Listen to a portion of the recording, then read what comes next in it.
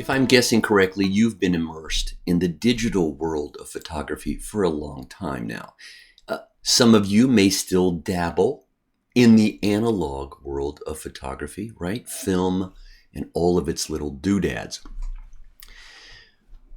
Out in the wild, which is what I'll call analog, out in the wild, there was a magic trick that landscape photographers in particular would use in order to equalize those very bright skies against their landscapes. And that magical analog tool was costly in two ways: bucks and weight. Let's show you. They were called grads or graduated filters. And you're getting a look at a grad. It was a sheet of glass. Now, glass can break, but you had at least, 3 of these, maybe 10 or more in your photo bag, in your backpack as you hiked out into the landscape, right? So that's a grad, and it would fit on a custom fitting. Well, you can still use these, but why did you use a custom fitting? Why didn't you just screw it on like the rest of your filters? Well, because the grad, which was rectangular in shape, was built that way on purpose. Because you see, the grad could have different shades of graduation of darkness. This is like your windshield when you drive your car, right? It could have different shades of brightness, and it would graduate over different periods of space. Some grads were fast grads. Some grads were slow grads. But you didn't quite know where the sunglasses, the blocking, was going to have to be. And so you would slide that grad up or down in the filter holder, depending upon what you were shooting. Now that grad could also be rotated. So you might rotate it and then slide it. You could even turn it upside down and slide it if your brighter areas were on the bottom, let's say reflective water, and you wanted to try to block some of that, equalize that to the rest of the image. You even had multiple slots in the filter holder so that you could have multiple grads. This is crazy, but you could have a grad that darkened the top and another grad that darkened the bottom, and they could kind of squeeze in on a little middle area, right, to compose. You're seeing some examples here. It did a fascinating job, and you need this badly, by the way. It did a fascinating job of rescuing overblown skies.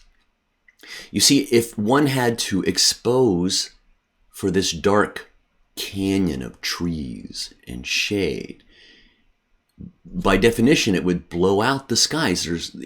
You can't have both. Yes, you could if you used a grad.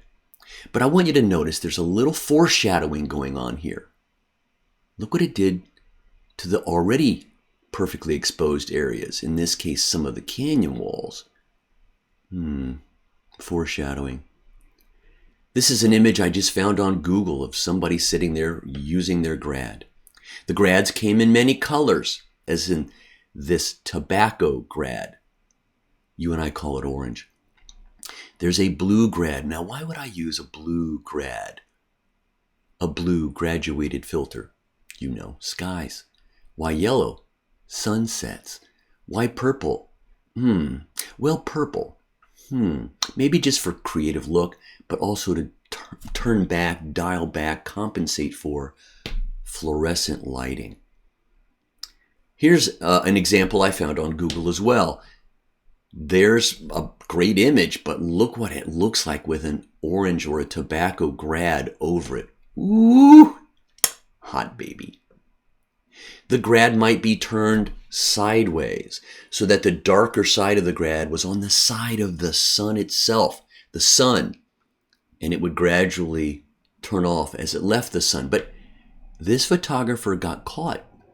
Look how dark the sky is near the sun. It's not that dark away from the sun. Grad. A grad could be used at an angle to rescue blown out sky. I just found this one recently, this week in fact, on Instagram. And as I look at it, I love the photo. It's a nice photo, but what do you think they've done? What do you think they've used? It looks I'm looking for clues. It looks like they've used a grad. Because the sky was not very blue. They dialed the light in the sky down with a grad. They probably set the turn-off point of the grad around where? Oh, around here. Look at the lion's mane. It's dark and then suddenly it's not. So, my guess is the grad stopped working right about here. There's a line through his torso. But the big clue and the big catch and the super glitch is this spire. Look how the spire is very dark on the top and then not. Classic mistake with a grad. Now these days, we don't carry glass. Thank goodness. No, you have a grad tool. It's called the Graduated Filter tool in Adobe Camera Raw and Lightroom. And I'm going to show you how I use it, where I use it, why I use it, and how it beats glass like crazy. It really kicks glass. Here's a classic example of where I would need it. Command R, we're in Adobe Camera Raw. Now my sky is a little too bright. What am I going to do about it? Well, I'm going to tap the letter G. Grad. Oh, by the way, I've noticed, and I said it earlier, there's a little alert symbol down in my bottom right-hand corner telling me that the last time I edited this file, I was in an older version of Camera Raw, and Adobe are telling me I could probably see some benefits if I click that button, so I'm going to do it. I don't know what's happening, but I'll take it. Back to the grad. I tapped the letter G. That's the keyboard shortcut for I want a new grad. Last video, I typed K for killer tool to get the brush, but now I'm hitting G for grad. Now that makes sense. G for grad, I'm grateful because that makes sense to me. I'll remember that. Don't get used to it. That one makes sense. And I've got a grad quickly, and I'm just going to get to work. Now, whatever I do with my grad tool, here's the grad. If you want, whatever the sliders are, if you want a darkening grad, dial the exposure down. Nothing happens yet. It waits for me. Where do you want the grad, Rick? And how quickly will it fade out? If I start at the top and I drag down, all right, you're looking at my grad. I want to show you that there's a little sign inside my overlay. 3 dots by the overlay. And I can say show pins and tools. Did you see that? Let's go back. Show pins and tools. I can show even my currently unselected pins and tools. Brushes that I've done in the past. Grads I've run before. They'll show up if I run show unselected pins. I'm not going to do that, but I do want to see the pin I just did. And there's a shortcut. Of course there is. V for, pins. That's it. I'm looking at it. And it tells me with the little icon, this is a grad, graduating to light, from dark to light. At the top, I see a red mark, and that's saying I started the grad there. That's where Rick Burris clicked and dragged. And then he dragged in this particular direction, and then he stopped dragging by that point. So the fade is between those ends. The fade is from here to here. Now, you've got to know, however, that it solidly does whatever I asked. Above my first click, it's going to be solid, whatever my exposure setting is. Solid up here. Then it fades only between here and here at this angle. I can change the angle by clicking that very bottom pin.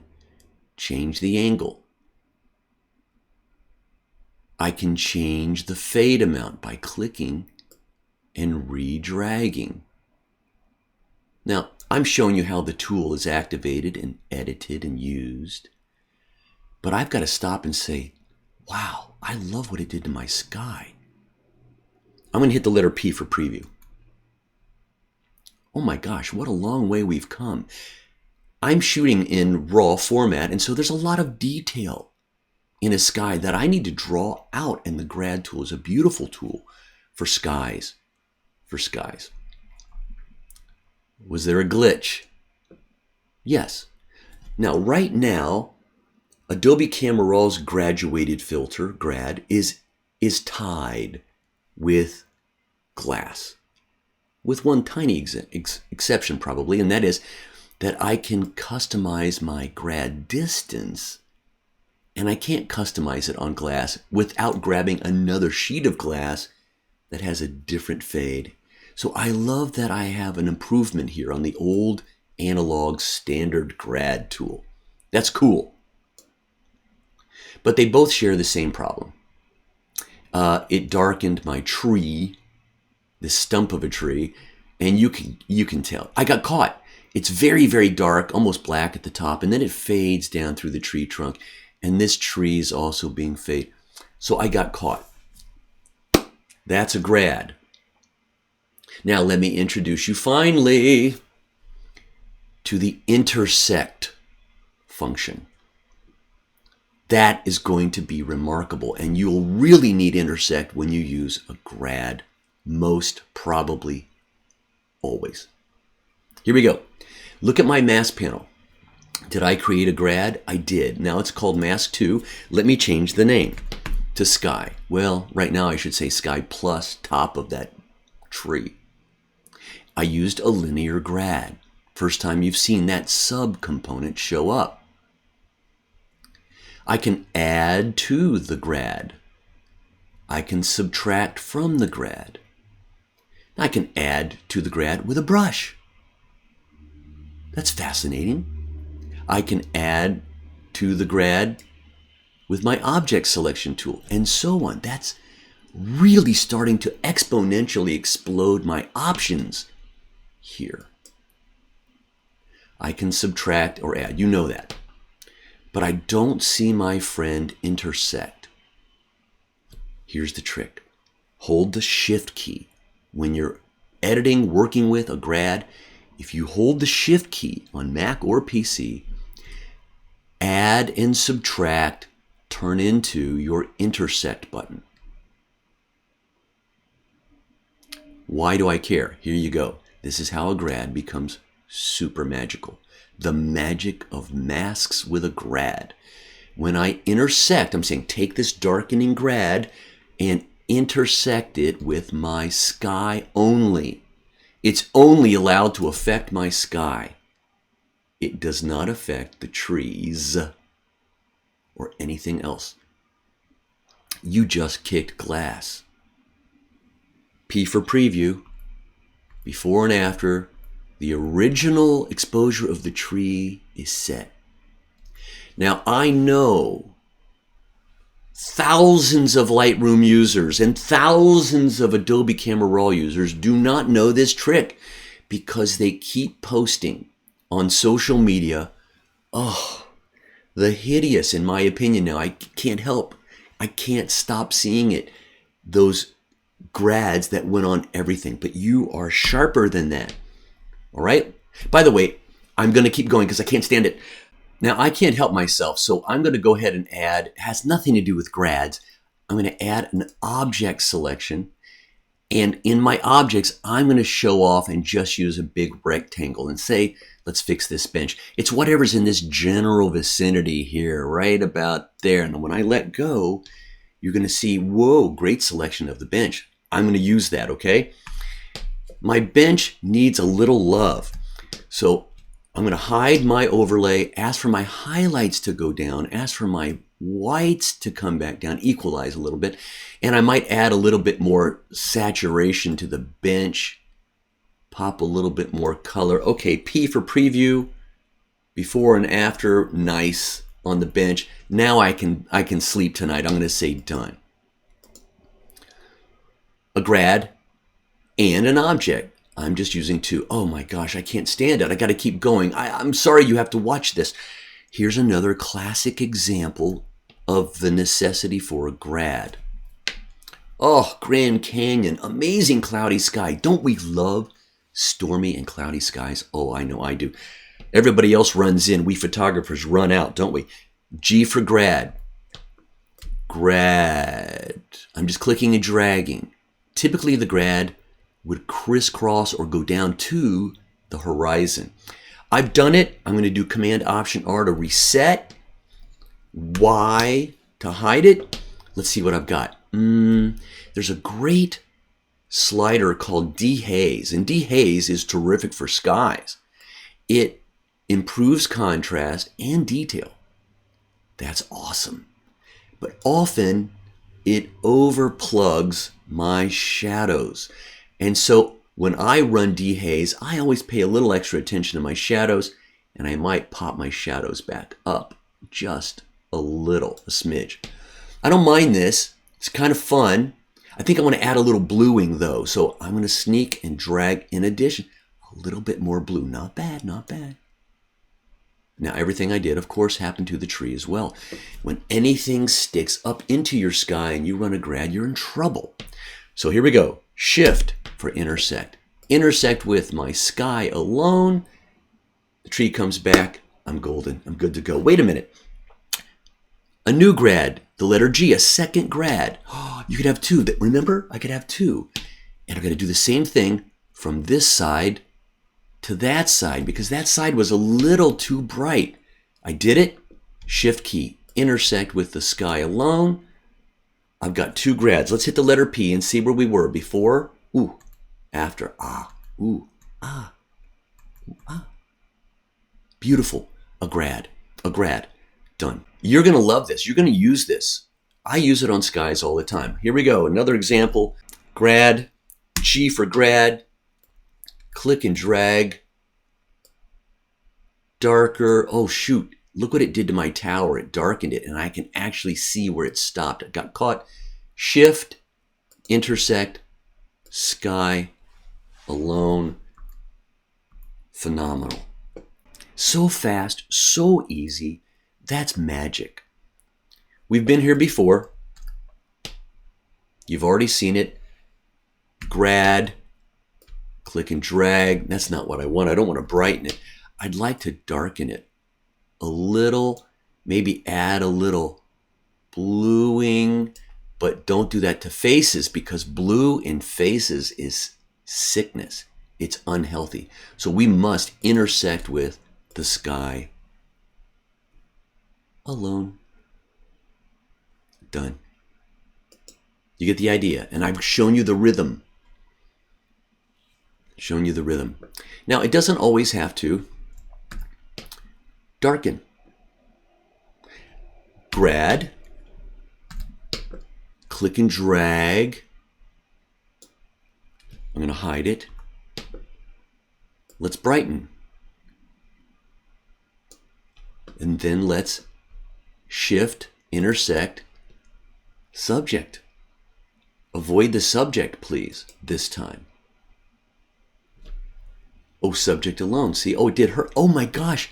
I could brighten only her with a grad, so it started at the top and went down below. Oh, that's fascinating. Fascinating. Grad, brighten, click and drag, subtract. No shift key necessary. Subtract my subject.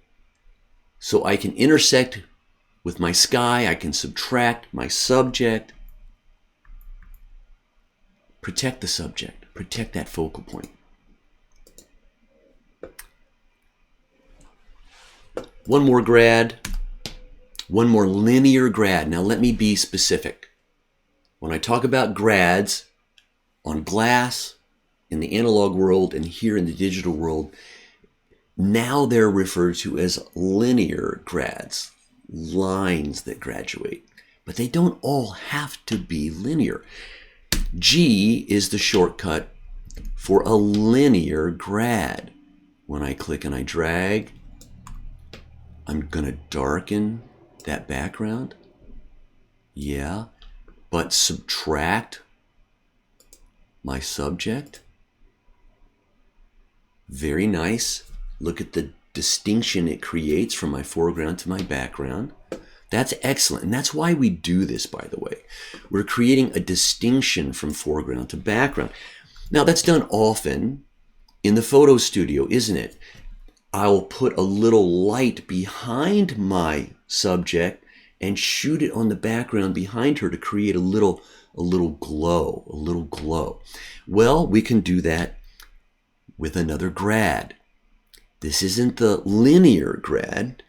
This is a radial grad, a circular grad. It's got a really silly keyboard shortcut, however. That's the letter J. J. It's J. So when I tap J, or I can show you the long cut, mask panel, new mask, radial grad, J. If I don't even see my mask panel and I tap J, I'm good. What do I want to do?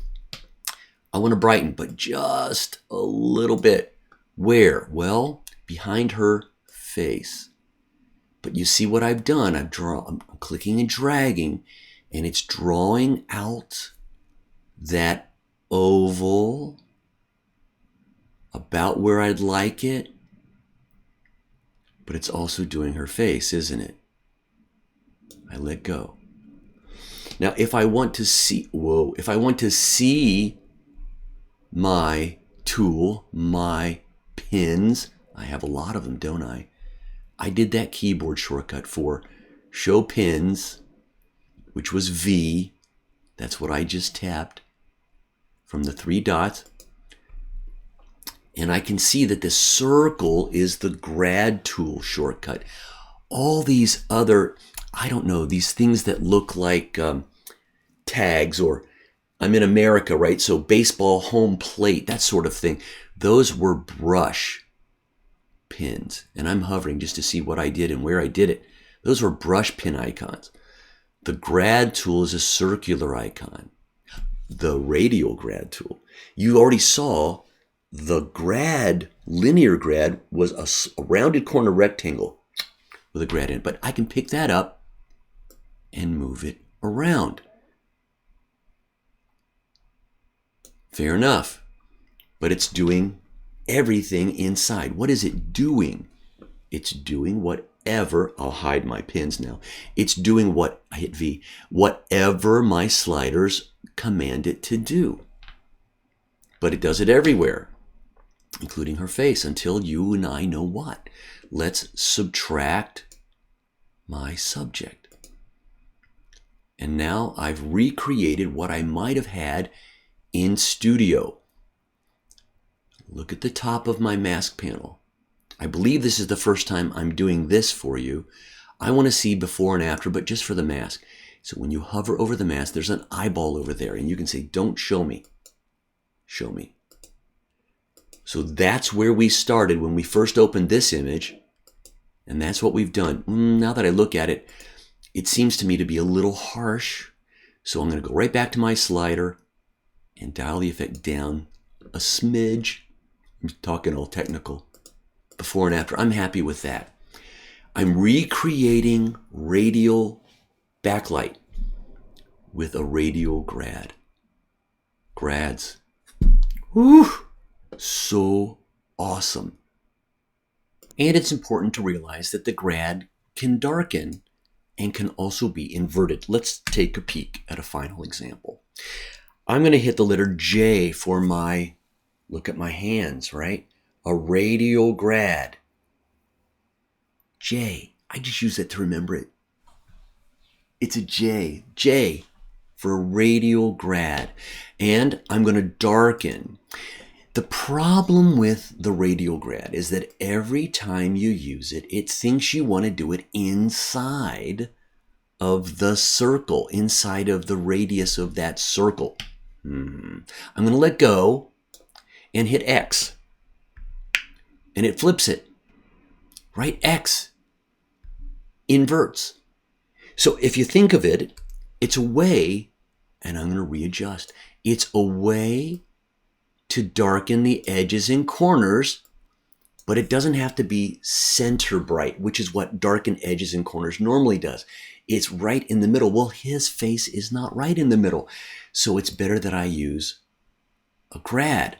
I'm darkening the edges and the corners. Now it's happening to darken his legs and his hands and everything else until you and I'm going to tap V and hide my pins again, until you and I go up and say, right, subtract subject. Wow, it's so great. So great. Done. I hope you have fallen as in love with grads, both flavors, linear and radial, as I have. We're going to continue to work on this throughout the rest of the course. You're going to see it on the Yours Day video. Send me your images and tell me what you want me to do to your images as we edit. I can't help myself. I can get so passionate about this, as you can tell. I love Adobe Camera Raw, but I still haven't shown you the greatest feature ever created by an Adobe program. And yes, it's in Adobe Camera Raw, and that will be in 2 bonus videos from now. Rick, you're such a tease. Next bonus video, colors and luminance masks.